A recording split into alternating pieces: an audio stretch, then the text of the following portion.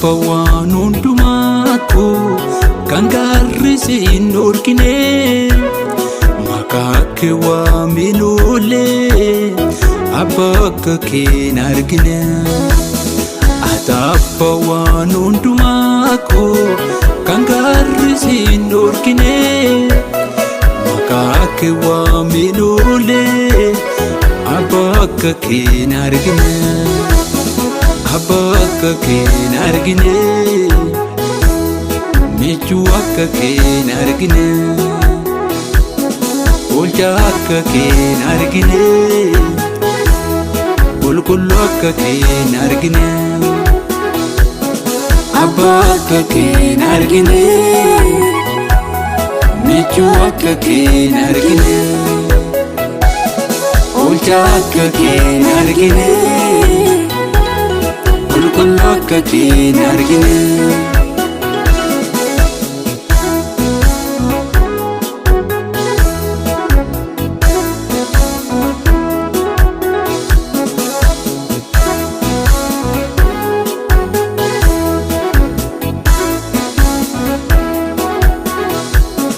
Dhiiga kee cuccubsite lubbuu koo kan oolchite Iyesuus Iyesuus fayyuu koo dhugoomsite Iyesuus Iyesuus fayyuu koo dhugoomsite.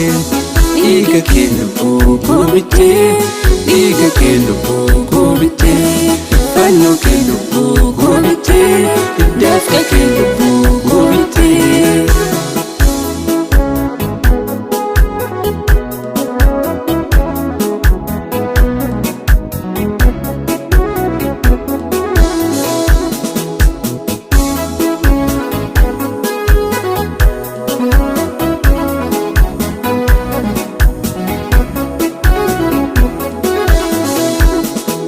Kihoo jaalalli addaa oolmaa kee na biraa qabdaa waan baay'ee isa yaadadhaa Yesuus akkamii si irraanfadhaa. Kan kihoo jaalalli addaa oolmaa kee na biraa qabdaa waan baay'ee isa yaadadhaa Yesuus akkamii si irraanfadhaa. Ataappa waan hundumaatu kan gaarrisi hin dhorkine maqaa kee waaminuulee abbaa akka kee hin argine. Ataappa waan hundumaatu kan gaarrisi hin dhorkine maqaa kee waaminuulee abbaa akka kee hin argine.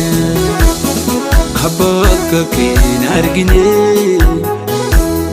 michuu akka kee hin argine, oolchaa akka kee hin argine, qulqulluu akka kee hin argine. Abbaa akka kee hin argine, michuu akka kee hin argine, oolchaa akka kee hin argine, qulqulluu akka kee hin argine.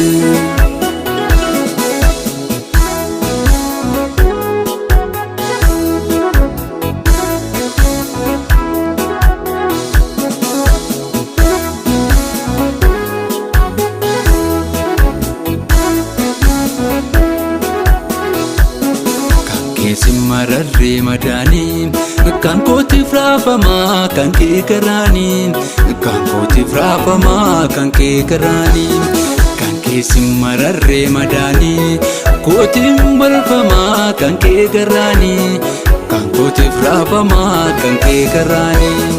Jaalalli kee saddaa ilaalchi kee saddaa taate Waaqayyoo oolmaa narraa qabdaa. Ilaalchi kee saddaa jaalalli kee saddaa naaf taate gooftaa koo oolmaa narraa qabdaa.